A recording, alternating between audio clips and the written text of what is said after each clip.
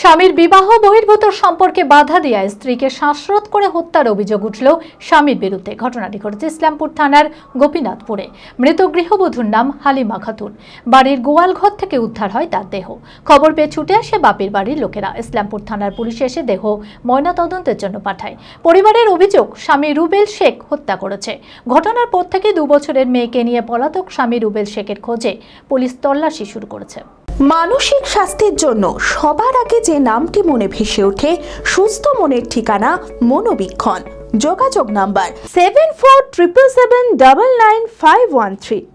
আমি যে জিনিস দিব পাড়ার লোককে বুঝিয়ে কি দিব, তাও যে ডকুমেন্টস দিবে।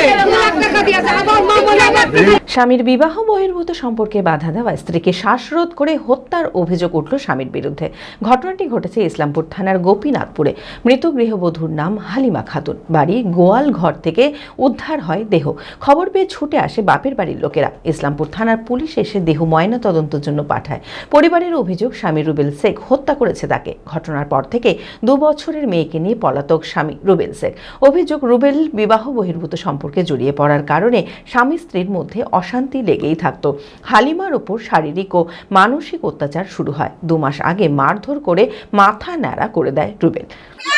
হঠাৎ এরকম না, আগে থেকে এই ওর সঙ্গে খুব ঝামেলা, ঝঞ্ঝট, মারিক ধরা, গালি গালাজ সমস্ত কিছুই হয় ওর সঙ্গে। তো মেয়াতে বলে এবার দেখি, আরেকবার দেখি, আরেকবার দেখি, এই দেখতে দেখতেই তো এরকম হলো।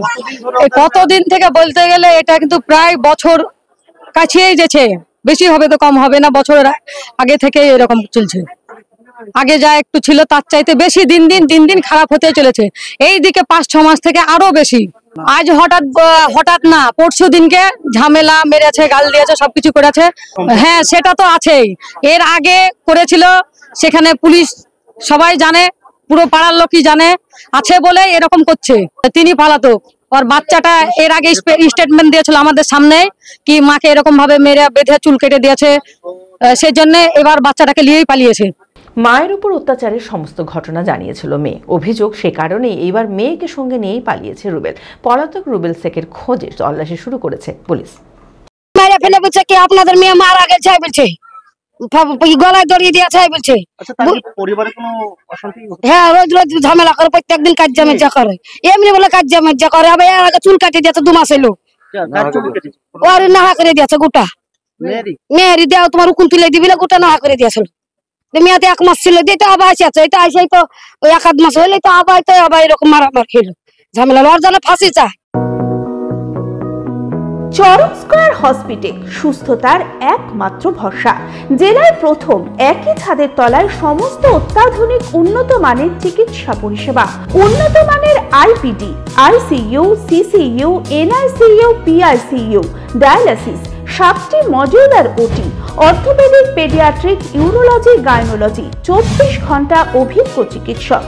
এছাড়াও জেলায় প্রথম ক্যাথল্যাব, সিমেন্স, আর্টিসান, এক্স মেশিনের পরিষেবা থাকছে চরক স্কয়ার হসপিটালে। 24 ঘন্টা private blood bank, MRI, CT scan, digital X-ray, cath ল্যাবের পরিষেবা। ওপিডিতে বসছেন বিশিষ্ট চিকিৎসকেরা। রয়েছে স্বাস্থ্যসাথী কার্ডে চিকিৎসার সুব্যবস্থা। চরক স্কয়ার হসপিটাল, 79 পঞ্চানন তলা, চালতিয়া, বহরমপুর, মুর্শিদাবাদ।